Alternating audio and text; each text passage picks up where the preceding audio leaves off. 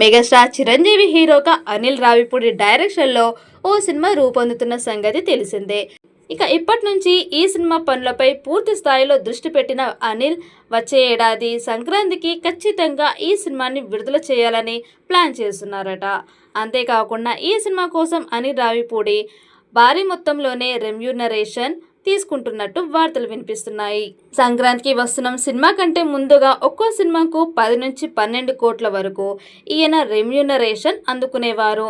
ఇక సంక్రాంతికి వస్తున్న సినిమా మంచి హిట్ కావడంతో చిరు సినిమా కోసం ఏకంగా 20 కోట్ల రూపాయలు డిమాండ్ చేసినట్టు తెలుస్తోంది. ఇక మెగా 157 మీద భారీ అంచనాలు ఉన్నాయి. సంక్రాంతి అల్లుడు అనే టైటిల్తో సినిమా వస్తుందని సమాచారం. అనిల్ రావిపూడి ఈసారి చిరుతో సూపర్ కామెడీ చేయబోతున్నారట. భీమ్స్ ఈ సినిమాకి కూడా సంగీతం అందించనున్నాడు. ఈ సినిమా చిరు చేత ఒక పాట పాడిస్తారని సమాచారం. గతంలో కూడా కొన్ని సినిమాలలో చిరు పాటలు పాడారు. ఇప్పుడు అనిల్తో చేస్తున్న సినిమాలో ఫుల్ లెంత్ సాంగ్ పాడుతున్నట్టు స్పష్టమవుతోంది. ఈ సినిమాలో ఐశ్వర్య రాజేష్ హీరోయిన్ తీసుకుంటారని సమాచారం. పాన్ ఇండియా స్థాయిలో విడుదల చేయడానికి సన్నాహాలు చేస్తున్నారు. మరి ఈ చిత్రం ఎలాంటి రికార్డ్స్ క్రియేట్ చేస్తుందో చూడాలి.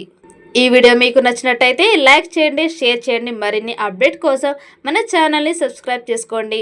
ఈ వీడియోపై మీ అభిప్రాయాన్ని కామెంట్ బాక్స్లో కామెంట్ చేయండి. నోటిఫికేషన్ కోసం పక్కనే ఉన్న గంట సింబల్ని గట్టిగా నొక్కండి.